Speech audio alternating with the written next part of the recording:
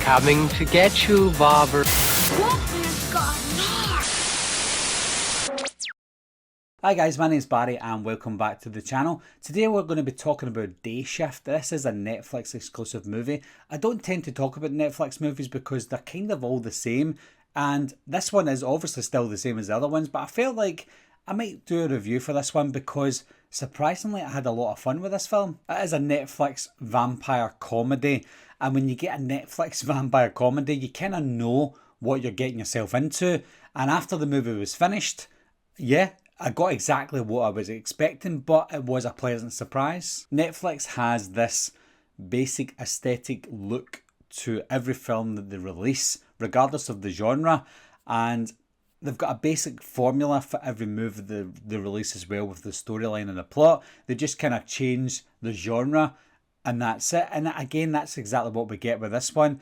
But again, there's something different about it, and I think it is because of the casting choice. Jamie Foxx is a very charismatic and likeable actor. Don't know how he is in the real world, but he seems like a very down-to-earth, charismatic kind of person. And that's what he brings to the role. In this one, he takes a cringy script and makes it watchable. Even Dave Franco wasn't that bad. You know, Dave Franco is one of these actors that came out at a time when comedy had this line in every single movie. They would say something like, "Are you kidding me right now?" And that's exactly what Dave Franco is. He's that kind of actor. But in this one, he kind of loses some of that. Yes, he does kind of bring some of that into the role, but they kind of hold back on it. So Dave Franco also wasn't that bad. Now, like I said, with these Netflix movies, the stories are all the same. And this one is about a guy who has a certain amount of time to get a certain amount of money. Otherwise, he's going to lose his wife and kid forever. They're going to move across country. That's the basic premise of almost every generic Netflix movie. Not just Netflix, but any generic movie. And that's what the plot of this movie is. However, surrounding that storyline is something quite unique. It's called Day Shift, and it's about people who work, who no one knows about. They'll go around and either do the day shift or the night shift and kill vampires and take their teeth. And however, the price of these fangs depends on how old the vampire is. It's quite a good business to get into. Day shift is where you don't make a lot of money. Night shift is where all the money is. And from what we see in the movie, Jamie Foxx used to work the night shift until he got kicked out the whole entire company. And because he needs this money again, he begs to get back into it. But they say, okay, but you're not doing the night shift, you're doing the day shift. And not only that, he has to get a union rep sent around with him, which is Dave Franco, and he has to watch his every move to make sure he doesn't do anything illegal that he used to do.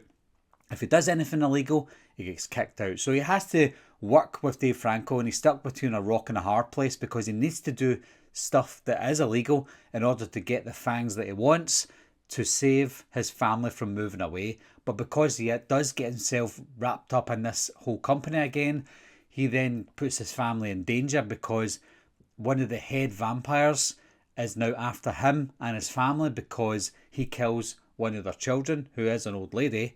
But that's the basic premise of the movie. So you're stuck with this generic storyline, but it is surrounded by this interesting wider storyline, and that's what kept me watching the movie. I think the action was fantastic. Yes, there's a lot of bad CGI, but it does have a mix. It has a mix of bad CGI and really good practical effects, and props to all the contortionists who played the vampires in this film, because there's a lot of contortionating, if that's a word, that goes on around this film, and most of it, if not all of it, was performed by stunt people and these contortionists. I saw a behind the scenes look at the contortionists.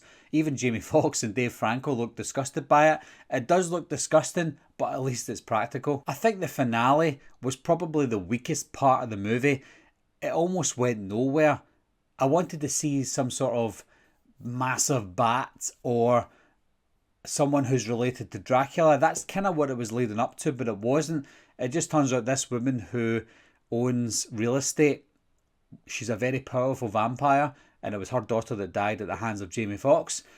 Her face just turns a little bit ugly, and then she is the finale, and the finale didn't last that long. So I think the finale could have been beefed up a little bit.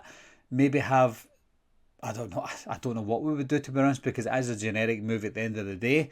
But try and leave your comfort zone and don't just give us the generic ending that we got. But the gist of the ending was she was a bad vampire. Jamie Foxx had to kill her and he got his family back. And that's it. Dave Franco got turned into a vampire and they met this other good vampire that turned out to be good for no apparent reason. And then Dave Franco went off into the sunset with her. Don't know if they got together, but they went off into the sunset anyway. And everyone lived happily ever after. I know we don't need people to die at the end of movies to enjoy it, but this was a very go lucky, be happy ending.